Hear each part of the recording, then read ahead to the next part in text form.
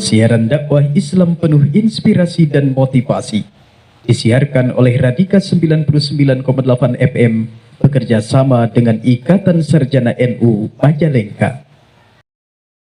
Assalamualaikum warahmatullahi wabarakatuh. Inna hamdalillah nahmaduhu wa nasta'inuhu wa nastaghfiruh wa na'udzu billahi min syururi anfusina wa min sayyiati a'malina may yahdihillahu fala mudhillalah wa may yudhlilhu fala hadiyalah. Allahumma shalli ala sayyidina Muhammad wa ala ali sayyidina Muhammad, amma ba'du. Para pendengar setia Radika FM dimanapun berada, selamat berjumpa kembali bersama saya, Fadli Rasyidul Anam, dalam program Cahaya Ramadan, siaran dakwah Islam penuh inspirasi dan motivasi.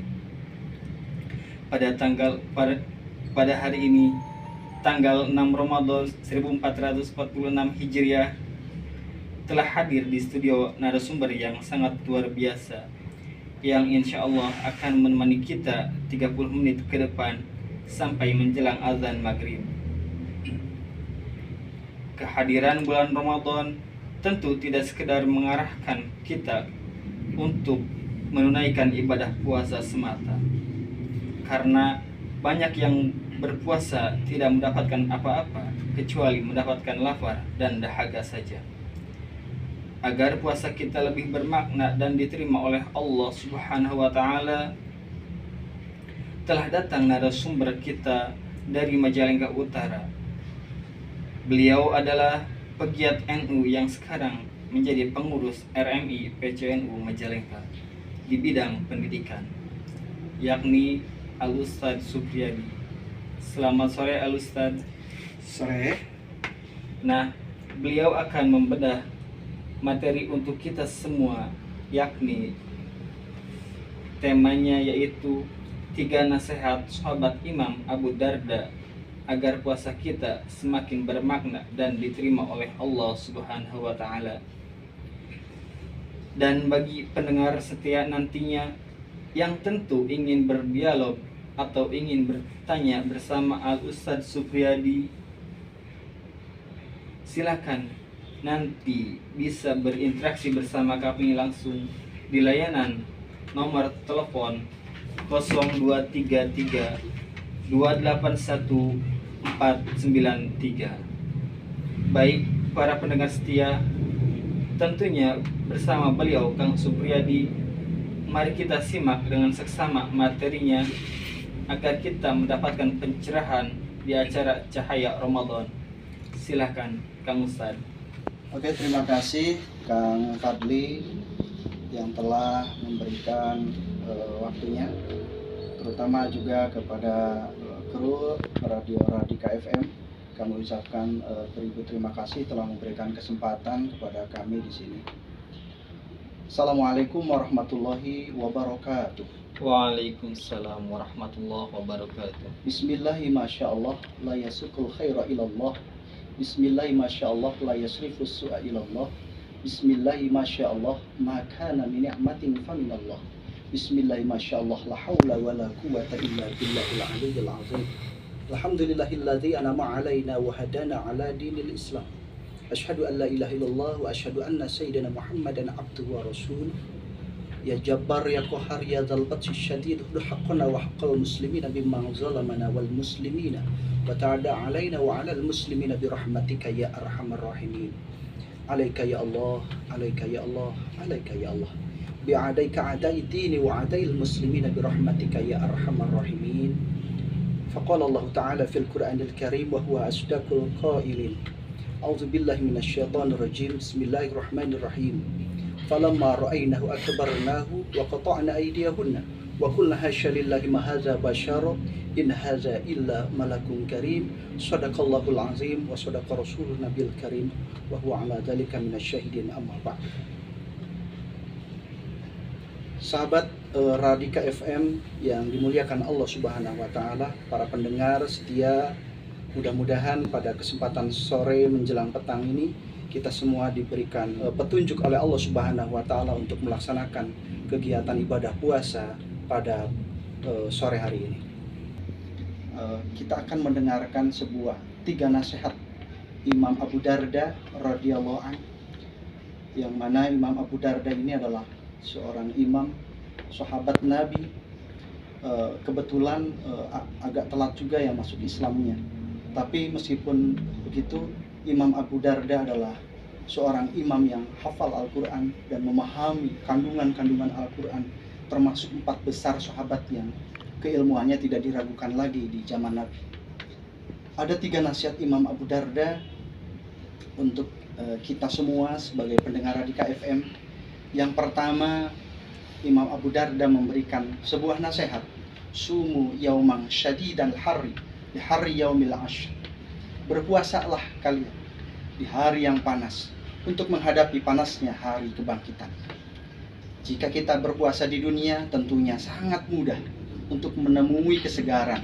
Ambil contoh, masuk saja kita ke dalam mobil lalu menyalakan AC, tentunya kita akan merasakan kesegaran.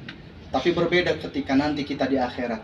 Ketika kita menghadapi hari kebangkitan, bahkan dikatakan matahari berjarak hanya sejengkal saja, kita tidak akan menemukan pertolongan kecuali amal-amal soleh yang telah kita laksanakan. Di antaranya salah satunya adalah sumu yaumang syadidal harri li hari yaumil ashr. Berpuasalah di hari yang panas untuk menghadapi panasnya hari kebangkitan. Hari ini kita berada di dalam bulan Ramadan, hari ke-6 tentunya, sehingga kita harus berusaha melaksanakan ibadah puasa secara maksimal. Pertanyaannya, bagaimanakah supaya puasa kita dapat diterima oleh Allah Subhanahu wa taala? Ada 3 hal yang harus kita perhatikan tentunya ketika kita berpuasa. Yang pertama yaitu sumu yauman. Puasa itu tidak boleh makan dan tidak boleh minum. Ini sangat dasar sekali ya tentunya. Banyak orang di sekeliling kita yang mengaku beriman tapi tidak melaksanakan puasa. Dari mana ketahuannya? Tentunya banyak sekali rekan kita, rekan kerja kita kelihatan di warteg-warteg, kakinya kelihatan karena wartegnya ditutup setengahnya. Pas dia pulang, teman kita yang tadi nongkrong di warteg pura-pura lemes, pura-pura paling lemes. Orang bisa berpura-pura berpuasa padahal tidak berpuasa, karena puasa adalah ibadah rahasia.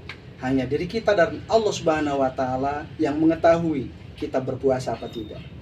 Nah, tentu berbeda dengan sholat ya. Sholat tentunya kelihatan, terlihat kalau kita sudah melaksanakan sholat atau belum. Ataupun seseorang mengeluarkan zakat. Seorang mengeluarkan zakat atau belum itu kelihatan. Atau seorang melaksanakan haji, telah haji ataupun belum haji itu kelihatan. Berbeda dengan puasa, puasa adalah ibadah yang rahasia. Oleh karena itu Allah akan membalas dengan pahala yang langsung dari Allah Subhanahu wa taala. Ketika berbuka puasa, kita hendaknya tidak berlebihan. Jangan segala dibeli. Di jalan ya, di jalan ada yang bagi takjil, wah kita ambil semua.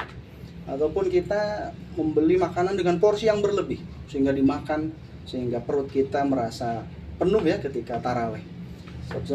Rasulullah SAW memberikan pesan kepada kita, porsi perut kita terbagi 3, sepertiga untuk makan, sepertiga untuk minum, dan sepertiga untuk nafas. Jangan sampai kita tertekan oleh hawa nafsu kita sehingga kita berbuka puasa secara berlebihan.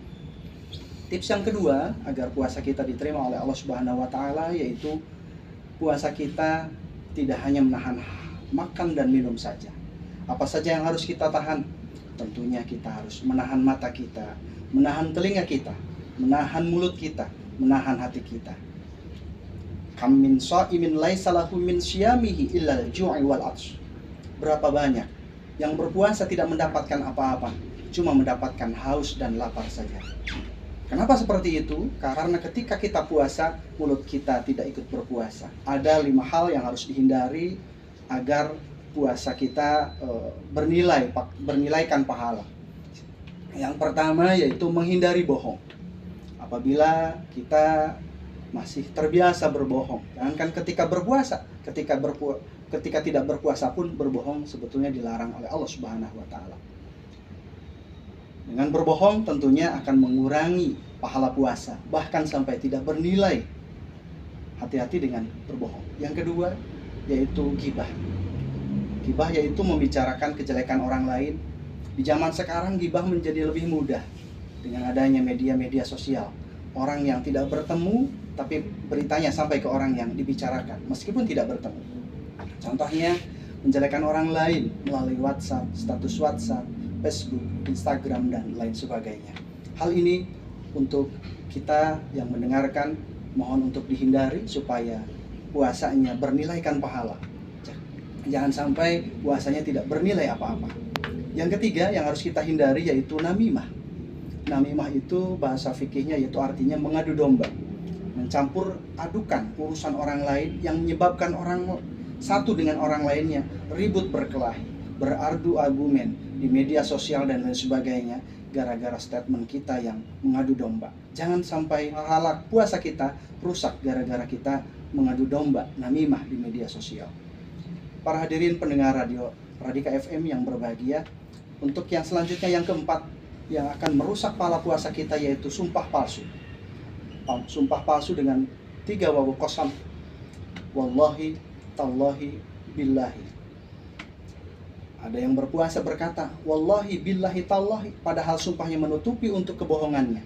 Untuk menutupi kebohongannya, kebobrokannya, maka puasanya menjadi tidak bernilai. Kemudian yang kelima yang dapat mengurangi pahala puasa bahkan puasanya sampai tidak bernilai yaitu memandang dengan syahwat, baik memandang lawan jenis maupun lawan yang sejenis. Mudah-mudahan kita semua dapat menghindari 5 hal yang dapat mengurangi pahala puasa tersebut. Selanjutnya tips untuk agar pahala puasa kita diterima oleh Allah Subhanahu wa taala yaitu mencari amalan Ramadan yang dapat mendekatkan diri kepada Allah Subhanahu wa taala. Mungkin Bapak Ibu semua pendengar telah sama-sama membaca Al-Qur'an, diusahakan 1 hari 1 juz ya. Kemudian mungkin sudah rutin ya sholat tarawih, ada yang 20 rakaat, ada yang 8 rakaat, itu sama saja. Silakan, mudah-mudahan dengan kita menghargai perbedaan, ada yang 8, ada yang 20, kita semua mendapat keridhaan dari Allah Subhanahu wa taala. Yang selanjutnya yaitu kajian Islam seperti yang kita laksanakan pada sore hari ini di Cahaya Ramadan ataupun di surau-surau, di musola-musola, di masjid-masjid. Suka ada kajian kuliah subuh ya oleh para kiai, para ustadz di desa-desa, di kampung-kampung, itu juga mendekatkan diri kepada Allah Subhanahu wa taala. Selanjutnya yang amalan yang dapat mendekatkan diri kepada Allah Subhanahu wa taala itu dengan membaca sholawat Nabi. Membaca sholawat Nabi diusahakan ada yang per sekali ba'da sholat itu 100 sehingga dikali 5 500, ada yang mampu sampai 1000 per hari ataupun 5000 per hari, tergantung kemampuan. Dan bahkan sudah banyak yang merasakan keajaiban-keajaiban bacaan sholawat tersebut. Kemudian yang selanjutnya nasihat Abu Darda yang kedua yaitu wasallu raqataini fi zulmatil laili li zulmatil kubur. Salatlah 2 rakaat di waktu gelapnya malam untuk menghadapi gelapnya kubur. Tentunya sholat ini bukan sholat taraweh ya, karena sholat taraweh itu beda sesi ya. Ini Imam Abu Darda tentunya memberikan nasihat untuk memerintahkan sholat 2 rakaat di waktu gelapnya malam, berarti di sepertiga malam. Ini ada keuntungan nih bagi ibu-ibu nih, bagi ibu-ibu yang masak sahur ya, sahurnya jam 4 ya, diusahakan bangun jam 2.30 lah, setengah 3 bisa ngambil air wudhu dulu, kemudian sholat hajat, sholat tahajud 2 rakaat, sehingga Bapak Ibu semua, kita semua dapat memanjatkan doa dan cita-cita kita. Di antara waktu dikabulkannya doa yaitu fi jawfil lail, sepertiga waktu malam. Waktu mustajab, bulannya bulan baik, bulan Ramadan, bulan puasa, maka bulan Ramadan pas sekali untuk memanjatkan doa untuk segala cita-cita dan tujuan kita. Wa'nab anna syarafal mu'min qiyamuhu bil lail. Kemuliaan seorang mukmin itu terletak pada bangun malam. Mudah-mudahan kedepannya mata kita diridhoi oleh Allah Subhanahu wa taala untuk baca Al-Qur'an. Mulut kita diridhoi oleh Allah Subhanahu wa taala untuk mampu membaca sholawat. Badan kita mampu untuk mengerjakan sholat malam. Kemudian yang selanjutnya nasihat yang ketiga dari sahabat Imam Abu Darda yaitu tasaddaqu bisadaqatis sirri liyaumil asyir. Bersedekahlah dengan sembunyi-sembunyi untuk menghadapi hari yang sulit.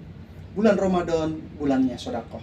Banyak orang mengeluarkan sedekah di bulan Ramadan tentunya karena mengetahui betapa banyaknya fadilah bersedekah di bulan Ramadan.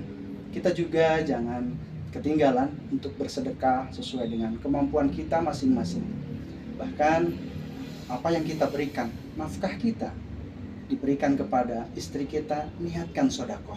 Agar apa? Agar bernilaikan sedekah. Karena sering sekali kita memberikan nafkah kepada istri kita, kepada orang-orang sekeliling kita, tidak diniatkan sedekah. Lebih baiknya diberikan niat sedekah. Sedekah yang pertama tentunya untuk keluarga kita, untuk anak istri kita, niatkan sedekah. Kemudian sedekah juga untuk orang tua kita, ya meskipun kita masih dalam tahap belajar, memberikan yang terbaik untuk orang tua kita, memberikan tenaga, pikiran, syukur-syukur rizki bisa kita berbagi kepada orang tua kita. Kemudian apabila diberikan rezeki yang melimpah lagi, kita hendaknya sedekah untuk tetangga-tetangga kita. Dan kita mampu ya untuk memberikan takjil kepada orang-orang sekeliling kita, membuatkan makanan-makanan takjil baik kurma, kolak dan lain sebagainya, sehingga tetangga-tetangga kita mendapatkan keberkahan dari kita untuk berbagi, untuk mendapatkan rezeki yang kita usahakan, hingga keberkahan itu akan melimpah kembali kepada kita sebagai pemberi sedekah tersebut. Bahkan ada hikayat yang mengatakan bahwasanya kita yang memberikan takjil kepada tetangga kita maka akan mendapatkan pahala seperti pahala puasa tetangga-tetangga kita tanpa mengurangi pahala tetangga kita. Kemudian yang selanjutnya, yang terakhir, sedekah untuk anak yatim piatu. Kenapa ini harus dibahas? Karena penting sekali. Anak yatim diusahakan kita mulai belajar untuk memberi kepada para yatim, para jompo, dan hendaknya tidak usah dikumpulkan ya. Dalam Islam itu memberinya langsung ke rumah-rumahnya, sehingga anak yatim, para jompo tidak merasa malu dengan keadaannya pada waktu itu. Kemudian banyak sekali keberkahan ya sedekah kepada anak yatim piatu. Dan satu lagi catatan, ketika kita memberikan rezeki kita kepada anak yatim piatu, maka alangkah lebih eloknya tidak meminta doa. Kalau kita meminta doa ya sama saja seperti kita mempekerjakan para yatim tersebut. Padahal para yatim sudah berat ya bebannya. Jangan sampai dipermalukan gara-gara kita mengumpulkan mereka untuk bersedekah di rumah kita. Usahakan untuk memberi anak yatim, kita membuat tim untuk langsung door to door ke rumah-rumahnya, ke para jompo juga. Gak usah kita kumpulkan lah, malu ya, supaya kita mendapat keberkahan yang lebih dari Allah Subhanahu wa Ta'ala. Banyak sekali pengalaman-pengalaman dari para pemirsa tentunya yang telah merasakan keberkahan sedekah untuk anak yatim, sehingga doa-doa kita, cita-cita kita, meskipun anak yatim tidak mengucapkan, tapi dalam hatinya, ya Allah, ini Bapak ini baik banget. Insya Allah mudah-mudahan Pak, yang Bapak yang memberikan rezeki kepada anak yatim tersebut akan didoakan dari hati sanubari anak yatim tersebut. Mungkin itu saja yang dapat disampaikan. Mudah-mudahan ada manfaatnya. Nanti kita diskusi saja dengan moderator kita. Ya. Diakhiri dengan ucapan hamdalah. Alhamdulillahirabbil alamin. Terima kasih kepada narasumber kita yang sangat luar biasa ini. Baik, bagi para pendengar setia Radika FM dimanapun berada, telah selesai kita mendengarkan tausiah narasumber kita yang luar biasa. Lanjut ke pendengar setia Radika FM dimanapun berada. Bagi pendengar yang mau berdialog atau berinteraksi dengan narasumber kita, silahkan hubungi nomor yang telah saya sebutkan tadi, 0233281493. Iya atau gimana sampai dia sambil makan Ustaz. Padahal kan di siang bolong gini ya. Terus posisi makannya juga mohon maaf ya. Jadi secara etika kurang menghargai yang berpuasa. Oke, terima kasih. Ini moderatornya hebat sekali memberikan pertanyaan yang lumayan menggelitik bagi kita ya. Seorang muslim tentunya dalam Al-Quran kan disebutkan ya ayyuhallazina amanu, wahai orang-orang yang beriman, kutiba alaikumussyiyam. Jadi yang dipanggil oleh Allah Subhanahu wa taala dalam Al-Quran itu hai orang-orang yang beriman. Kenapa hai orang-orang yang beriman? Karena yang diseru oleh Allah Subhanahu wa taala itu adalah orang-orang yang percaya terhadap apa yang diarahkan oleh Al-Quran tentunya. Seorang muslim ketika merasa sangat lelah, ketika sangat berat, ketika bekerja, apabila diteruskan tentunya dikhawatirkan akan jatuh sakit. Nah, ini yang harus dimiliki oleh orang yang bekerja keras yang akan berbuka puasa. Ini punya kekhawatiran terhadap dirinya untuk jatuh sakit. Maka kalau orang yang seperti itu diperbolehkan untuk membatalkan puasanya di hari tersebut. Namun nanti di hari yang lain, setelah hari raya tentunya, ini wajib mengkodonya saja ya. Wajib mengkodonya, tidak membayar fidyah tentunya. Karena yang dikhawatirkan adalah dirinya. Ketika ada seorang yang sudah tua, renta ya, itu dalam kitab Sapina dibahasakannya Syekhun Kabir. Nah, orang yang seperti itu, orang yang sangat tua sekali sehingga tidak dapat melaksanakan puasa, ketika memaksakan malah jatuh sakit, maka orang tersebut tentunya tidak wajib membayar qada, tapi hanya wajib membayar fidyah saja. Fidyahnya berapa? Ya tentunya 3/4 liter lah kalau di kita ya. 3/4 liter. Kalau susah untuk menerka 3/4 liter ya dipulkan saja 1 liter per hari ya. Per hari kali 30 hari misalkan atau 29 hari. Itu sudah kelihatan, tinggal dibagikan saja kepada fakir miskin. Itu untuk Syekhun Kabir ya, atau orang yang sangat tua sekali yang tidak mampu melaksanakan ibadah puasa. Barangkali ada pertanyaan yang lain atau kita diskusi saja. Ya, jadi walaupun dia karena dirinya takut sakit untuk melanjutkan berpuasa dalam bekerja gitu ya, mungkin dia berbuka juga. Berbuka juga, walaupun berbuka tapi dia berbuka itu di tempat-tempat yang tersembunyi karena menghargai yang lain juga. Tapi ini yang saya lihat tadi di jalan itu, di halaman terbuka, di teras-teras orang, yang mungkin yang tadi benar yang dikatakan oleh Ustaz, yang dipanggil itu hanya orang-orang yang beriman. Jadi mungkin orang-orang itu bukan tidak beriman tapi belum beriman ya. Belum beriman. Tidak memahami konsep beragama yang baik. Oh iya. Ya kalau kita sebagai sebagai masyarakat tentunya ya bukan berarti kita apatis ya, bukan. Iya. Tapi setidaknya ketika kita beragamanya mendalam, ya, abaikan saja. Kita sebagai umat yang beriman, ya tentunya amaluna amalukum, amal kita buat kita, amal orang lain buat orang lain. Itu tentunya. Mungkin di lain hal kita juga harus membahas nih yang ibu-ibu yang menyusui ya tentunya. Terkadang ibu-ibu yang menyusui itu ada 2 faktor. Oh iya. Ada 2 faktor. Ini Pak Ustadz mau batal deh. Ini apa alasannya? Ya. Ketika alasannya itu karena kekhawatiran terhadap anaknya, maka itu ada 2 kewajiban nantinya.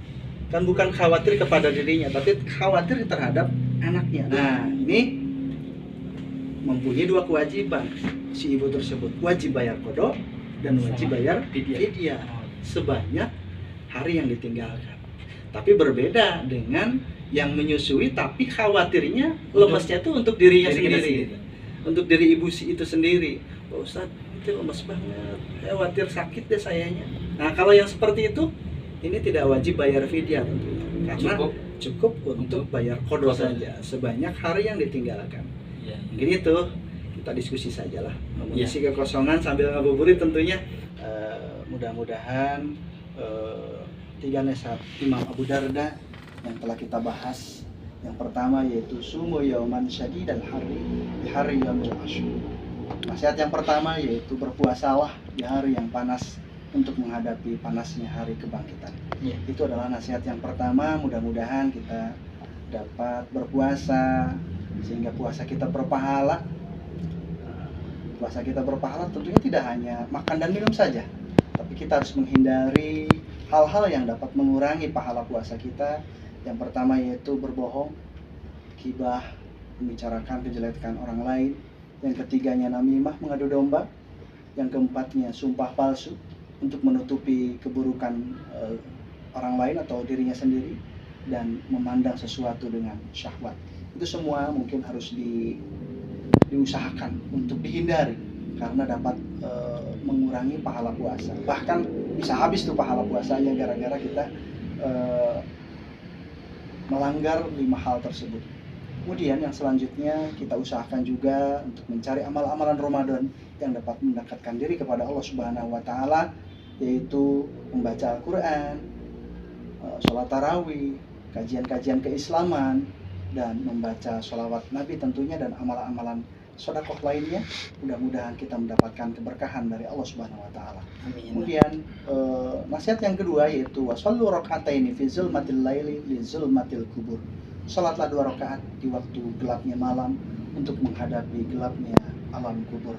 Ini tentunya dianjurkan dalam nasihat Imam Abu Darda, yaitu untuk melaksanakan sholat sunnah malam ya, di sepertiga malam, yaitu sholat hajat dan tahajud. Ini beruntung sekali bagi ibu-ibu yang memasak.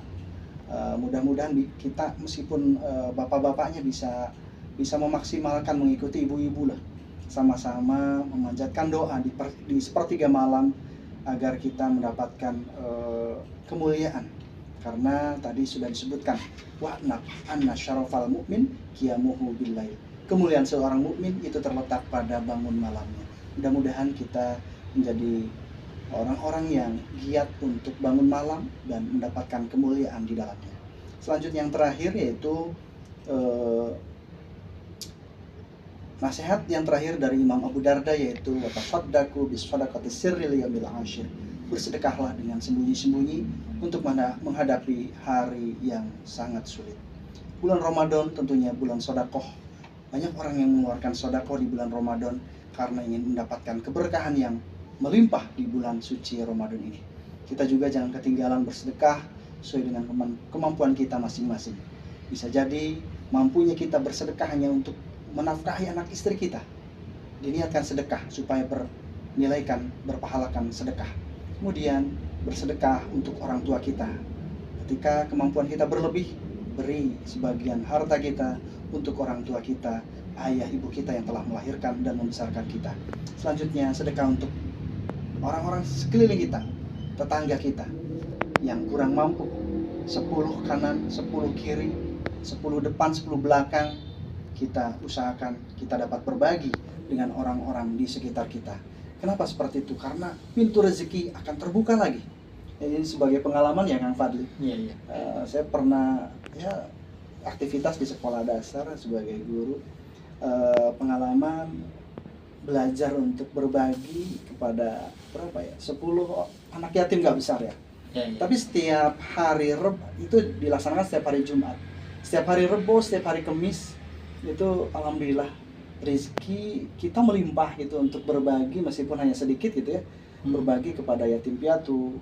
Itu ternyata ada saja rezeki di hari Rabu, hari Kamis sebelum hari Jumat tentunya. Iya. Itu untuk kita yang barangkali mau belajar bersedekah, sama-sama belajar lah. Untuk anak yatim itu sangat luar biasa sekali. Banyak sekali cita-cita doa kita yang terkabul gara-gara kita memberikan sedekah kepada putra-putri kita di sekitar kita yang berstatuskan yatim piatu. Mungkin itu saja yang dapat disampaikan. Mudah-mudahan ada manfaatnya bagi kita semua pendengar Radika FM di Majalengka kota tentunya, di wilayah Majalengka pada umumnya. Kemudian kami juga di sini alhamdulillah bekerja sama dengan Ikatan Sarjana Nahdlatul Ulama Kabupaten Majalengka, diberikan kesempatan oleh Radika FM untuk mengisi kegiatan Cahaya Ramadan ini. Mudah-mudahan ada manfaatnya, terutama untuk keluarga besar Nahdlatul Ulama Kabupaten Majalengka dan ormas-ormas lainnya, pemerintah Kabupaten Majalengka pada umumnya, dan seluruh stakeholder yang ada di lingkungan pemerintah Kabupaten Majalengka tentunya. Mudah-mudahan ada manfaatnya. Silakan dikembalikan ke moderator. Terima kasih kepada Ustaz Supriyadi yang telah memaparluaskan tentang cahaya Ramadan ini. Perlu diketahui oleh pendengar setia KFM, Kang Supriyadi ini berasal dari Majalengka Utara. Tadi sudah saya sebutkan juga, dia salah satu pegiat NU di bagian RMI PCNU Majalengka. RMI itu singkatan dari Robitoh Mahadiyah Islamiyah. PCNU Majalengka di bagian bidang pendidikan. Selain itu juga Al-Ustaz tentunya kesibukannya itu kalau pagi menjelang siang atau sampai siang itu Ustaz menjadi guru juga di sekolah dasar yang bertepat di SDN Kedung Kencana 1 ya Ustaz.